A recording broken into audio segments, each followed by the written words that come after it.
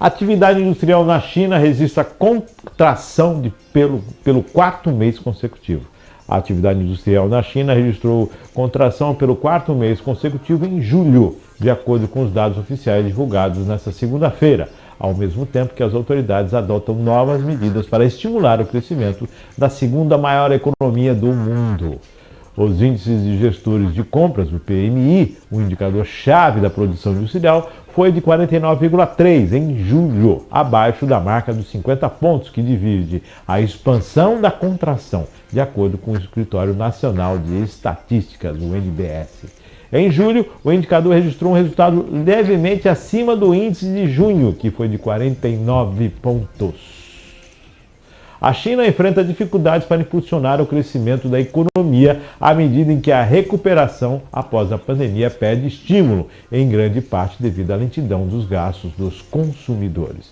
O PMI não industrial, que mede a situação do setor de serviços e na construção, caiu para 51,5 em julho, após o resultado de 53,2 em junho, enquanto a atividade no serviço do mercado de capitais e no setor imobiliário registrou contração. O governo chinês apresentou nesta segunda-feira um plano de 20 pontos para aumentar o consumo, incluindo mais apoio às demandas das famílias, ao setor de cultura e turismo e ao consumo ecológico, incluindo veículos elétricos.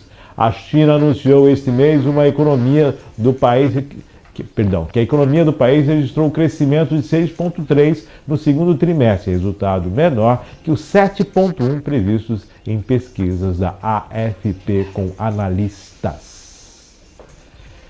É muito estranho isso, né? Que a gente fala em crescimento e contração, mas é bem claro, pós-pandemia, recuperação, quer dizer, o tigre asiático sofrendo com isso, e a gente sabe que tem economias relacionadas à economia da China, que dependem do desenvolvimento da China, né? Contratos por todo o globo, toda essa questão do consumo, né? Como se você alimenta tantas pessoas assim, e claro, o crescimento do segundo maior mercado do mundo. Mas só a China, ela é um país que exporta para todo mundo, né? Hoje, em questão de materiais usuais do dia a dia, hoje, gente, não tem praticamente nada que não venha da China.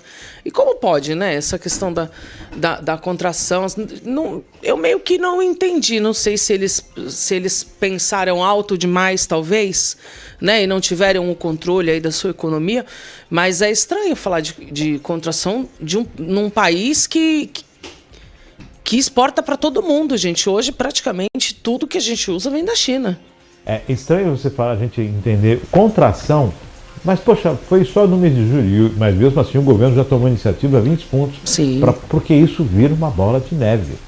A preocupação toda é que uma contração dessa, uma redução dessa, implica no orçamento anual da China de forma impactante. Então, para você ter uma ideia do tamanho. E é um país super populoso, é um país relativamente pobre, se você for analisar toda a população, né?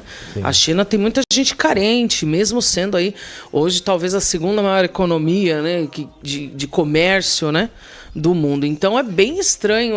Eu não sei se eles apostaram alto demais, talvez, né? E tá vindo os resultados da pandemia agora para eles, né? Porque eles souberam trabalhar aí a questão da pandemia muito bem, né, Márcio? Me chama a atenção essa questão que você comentou a respeito do quanto isso é impactante e da situação do maior número da população chinesa. Sim. Né? Nós temos uma China que outrora os produtos eram vistos como de má qualidade e hoje elas invadem, né? Com certeza. Todo mundo, estão por todo o país. Já vista aquela questão da Shopee no Brasil, né? Que ia taxar, não vai taxar, taxou, não taxou.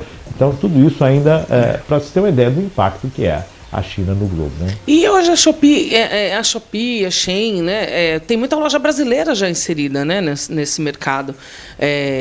Eu faço muita compra na Shopee. Compro principalmente itens assim de decoração de casa, de cozinha. E hoje a gente encontra muita loja brasileira dentro desse sistema, né? Que era e o engraçado é que eles conseguem, Márcio, manter o mesmo preço. Isso aí você para pensar, você vai numa loja, Aqui do Brasil, o mesmo produto, você não tem um preço competitivo. Como que pode? Se existem lojas brasileiras dentro, né, desses aplicativos hoje em dia. E eles ainda assim conseguem ser mais em conta, mais barato do que uma loja do Brasil. É aquela questão do imposto, né? O Sim. imposto, temos essa questão. O governo brasileiro é um sócio, né? 40% em cima de todas as empresas. O custo aí, no mínimo, o custo tributário das empresas. É isso aí. Que começam com 40%. Aí nós temos o Brasil, o governo como sócio, né? Pois é. E é 40% do lucro, tá, gente? Do total, não é 40% do lucro, é 40% do todo. Não, vamos. Feito a China, agora vamos ficar de olho na economia brasileira, que se a China balança o Brasil, o país como um todo. É isso aí.